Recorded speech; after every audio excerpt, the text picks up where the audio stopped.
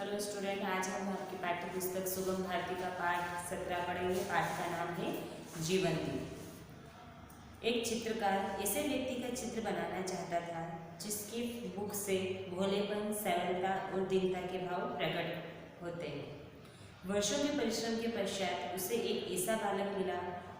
चित्रकार ने उस बच्चे को बिठाकर उसका चित्र बनाया। उस चित्र की इतनी प्रतियां बिकी कि चित्रकार माला माल हो गया।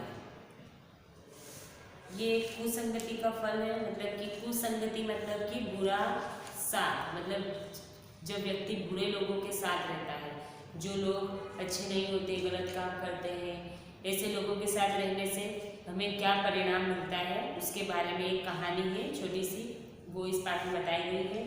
तो एक चित्रकार होता है जो एक ऐसा व्यक्ति का चित्र बनाना चाहता था जिसके मुख से क्या भोलापन, मतलब कि उसको देखकर लगे कि वो व्यक्ति बहुत भोला हो, और सरलता और दीनता, मतलब कि जो जिसका स्वभाव कैसा हो, सरल हो, इस तरीके के भाव उसके चेहरे से स्पष्ट झलके, ऐसे व्यक्ति का चित्र बनाना चाहता था।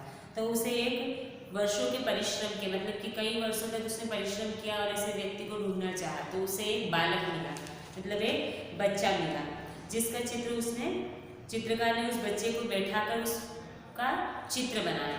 और जब वो चित्र बना और उसकी प्रतियां बनी, मतलब जैसे हम एक कोई कॉपी निकालते हैं, फोटोकॉपी करवाते हैं, तो अलग अलग प्रतियां बनती है। इस तरीके से जब उस चित्र की अनेक प्रतियां बनी और जब वो बिकी, तो चित्रकार कैसा हो गया, माला माल, मतलब धनवान हो गया। 10-15 वर्ष के पश्चात चित्रकार के मन में दुष्टता के भाव प्रकट करने वाले चित्र बनाने की इच्छा हुई। वह ऐसे व्यक्ति का चित्र बनाना चाहता था जिसके मुख से धूर्तता, क्रूरता और स्वार्थ लिप्सा फूट पड़ती हो। ऐसे व्यक्ति की तलाश में वह कारागार में पहुंचा।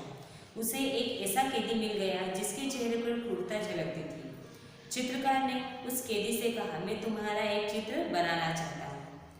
अब 10-15 वर्ष के पश्चात जब उसने उस बालक का चित्र बनाया और उसकी प्रतियां बिकी, और उसके बाद वो धनवान, मतलब पैसे वाला हो गया था। उसके 10-15 वर्ष के पश्चात फिर उसके मन में क्या सूझा कि वो एक ऐसे व्यक्ति का चित्र बनाए जिसका चेहरा देख के ही क्या लगे कि वो कैसा है, दुष्ट है, मतलब बुरे भाव वाला। उसके चेहरे से ही पता चल जाए कि वो बुरा व्यक्ति है। और उसके मन में जब इस तरीके का भाव उठा तो वो कहाँ गया, जेल में गया। कारागार मतलब जो जेल होती है वहां पर गया ऐसे व्यक्ति की तलाश में, क्योंकि ऐसे व्यक्ति कहाँ पे मिलेंगे, जेल में ही मिलेंगे, क्योंकि जो गलत काम करे हुए हों, जो लोग जिससे लोग डरते हों, तो ऐसे व्यक्ति की तलाश में वो कारागार गया। और वहां पहुंचकर उसे एक ऐसा व्यक्ति मिला जिसके चेहरे पर क्रूरता झलकती थी, मतलब क्रूरता मतलब निर्दयता, जो निर्दयी हो, जिसमें लोगों के लिए दया नहीं होती है, और स्वार्थ लिप्सा मतलब कि उसमें लालच उसके चेहरे पर दिखाई पड़े। तो उसे एक ऐसा व्यक्ति मिला, तो उसने उस कैदी से चित्रकार ने कहा कि मैं तुम्हारा चित्र बनाना चाहता हूँ। कैदी कुछ डर गया, उसने पूछा, मेरा चित्र क्यों बनाना है? तब चित्रकार ने उसे अपना पहला चित्र दिखाया और उसे अपना अभिप्राय समझाया। चित्रकार के पहले चित्र को देखकर कैदी फुट फुट कर रोने लगा। रोते रोते उसने कहा, यह चित्र मेरा ही है। चित्रकार को उस कैदी की ऐसी दशा देखकर बेहद आश्चर्य हुआ। उसने पूछा, तुम इस दशा में कैसे पहुंच गए? कैदी ने पुनः रोते हुए उत्तर दिया, मेरी यह दशा मेरी कुसंगति के कारण ही हुई है। अब जब कैदी को चित्रकार ने कहा कि मैं तुम्हारा चित्र बनाना चाहता हूँ, तो कैदी कुछ डर गया कि मेरा चित्र वो क्यों बनाएगा, जबकि मैं तो एक कैदी हूँ, गुनहगार हूँ, मतलब बुरा व्यक्ति हूँ, लेकिन फिर मेरा चित्र तुम बनाओगे, तुम क्यों बनाना चाहते हो? जब उन्होंने चित्रकार से पूछा, तो चित्रकार ने जो पहला चित्र अपना बनाया था, जो उस बच्चे का था जिसकी बहुत प्रतियां बिकी थी, जब वो चित्र उसने उस कैदी को दिखाया और उसका अभिप्राय मतलब समझाया कि इस चित्र को, मतलब कि वो जो चित्रकार था वो किस तरीके के चित्र बनाया था वो समझाना चाहता था। लेकिन जब चित्रकार का चित्र कैदी ने देखा तो वो क्या करने लगा, फुट फुट कर रोने लगा, मतलब उस चित्र को देखकर वो जोर जोर से रोने लगा। तो रोते हुए उसने कहा कि यह चित्र मेरा ही है। जब उसने वो चित्र देखा तो केदी जो छोटा बच्चे का चित्र चित्रकार ने बनाया था वही छोटा बच्चा बड़ा होकर वो केदी बन गया था। तो चित्रकार को उस केदी की ऐसी दशा देखकर बहुत ही आश्चर्य हुआ। मतलब जब चित्रकार ने सोचा कि वो छोटा बच्चा जिसका चित्र इतना भोला था और इतना मासूम था वो आज एक केदी बन गया है, तो ऐसा क्यों हुआ। तो उस चित्रकार ने उससे पूछा कि तुम्हारी ऐसी दशा क्यों हुई है। तो उस केदी ने क्या कहा कि मेरी यह दशा मेरी कुसंगति के कारण हुई है, मतलब कि बुरे लोगों के साथ के कारण आज मैं यहाँ पर पहुँच गया। मतलब वो क्या बन गया था, केदी बन गया था।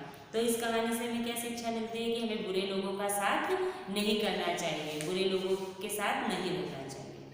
कुसंगति हमारा जीवन बर्बाद कर देती है और समाप्त कर देती है। अगली कहानी है वाणी से आदमी की पहचान। मतलब कि वाणी मतलब जो हम बोलते हैं उसे वाणी कहते हैं। तो उससे हमारी पहचान कैसे होती है। एक बार राजा शिकार पर निकले, साथ में मंत्री, हवलदार और सिपाही थे। जानवर का पीछा करते करते वे एक रास्ते से गुजरे। रास्ते के किनारे एक नेत्रहीन साधु बैठा था। सिपाही आगे आगे था। उसने साधु से पूछा, अरे ओ साधु, किसी जानवर के भागने की आवाज़ तुमने सुनी? साधु ने जवाब दिया, नहीं मैंने नहीं सुनी सिपाही जी। क्या होता है कि एक जो राजा होते हैं वो अपने सिपाहियों के साथ शिकार पर जाते हैं। तो उनके साथ, राजा के साथ साथ उनके मंत्री, हवलदार और सिपाही उनके साथ रहते हैं और जानवर का पीछा करते करते वे एक रास्ते से गुजरते हैं। और वहीं रास्ते के किनारे एक नेत्रहीन साधु, जो साधु होते हैं वो तपस्या करते हैं, तो वहीं पर बैठे हुए थे। वो कैसे थे, नेत्रहीन, मतलब कि उन्हें दिखाई नहीं देता था। तो सिपाही आगे आगे था। तो उसने उन साधु से पूछा और क्या कहा कि अरे वो साधु, तुमने इधर से किसी जानवर को जाते हुए देखा है क्या, ये आवाज़ सुनी है? तो साधु ने क्या कहा कि नहीं मैंने नहीं सुनी सिपाही जी। उन्होंने क्या कहा, वो नेत्रहीन साधु था लेकिन फिर भी उसने क्या कहा कि सिपाही जी मैंने नहीं सुना कुछ। सिपाही के आगे बढ़ गया। फिर हवलदार आया, उसने भी पूछा, क्यों साधु, तुमने किसी जानवर के भागने की आवाज़ सुनी? साधु ने जवाब दिया, हवलदार जी मैंने नहीं सुनी। सिपाही जब गया उसके पीछे हवलदार आया और उसने भी क्या कहा, किस तरीके से प्रश्न किया, क्यों साधु, क्या तुमने किसी जानवर के आ जाने की आवाज़ सुनी? तो साधु ने क्या कहा, हवलदार जी मैंने नहीं सुना। हवलदार आगे बढ़ गया। उसके बाद राजा का मंत्री आया और उसने पूछा, सूरदास जी तुमने किसी के भागने की आवाज़ सुनी? साधु ने कहा, नहीं मंत्री जी हमने नहीं सुनी। जब हवलदार जाता है उसके बाद मंत्री आता है और वो भी पूछता है, वो इस बार क्या थोड़ा विनम्रता से पूछता है और क्या करता है कि सूरदास जी क्या आपने यहाँ से किसी जानवर के जाने की आवाज़ सुनी? तो साधु क्या करता है कि नहीं मंत्री जी मैंने नहीं सुनी। इसके बाद स्वयं राजा आया, पूछा, महाराज आपने इधर से किसी जानवर के भागने की आवाज़ सुनी? साधु ने हाथ जोड़कर कहा, नहीं राजा जी मैंने नहीं सुनी।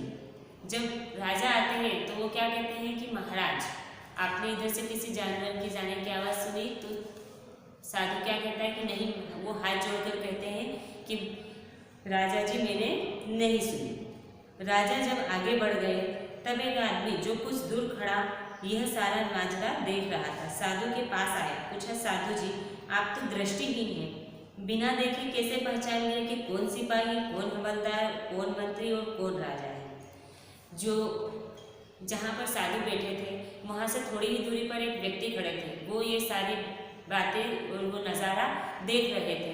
तो वो कहाँ पर आए, साधु के पास आए और उनसे पूछते हैं कि आप तो नेत्रहीन हैं लेकिन फिर भी आपने सही सही व्यक्ति को पहचाना, मतलब सिपाही को सिपाही कहा, हवलदार को हवलदार कहा, मंत्री को मंत्री कहा है और राजा को राजा कहा, तो ऐसा कैसे, आपने कैसे उन्हें पहचाना?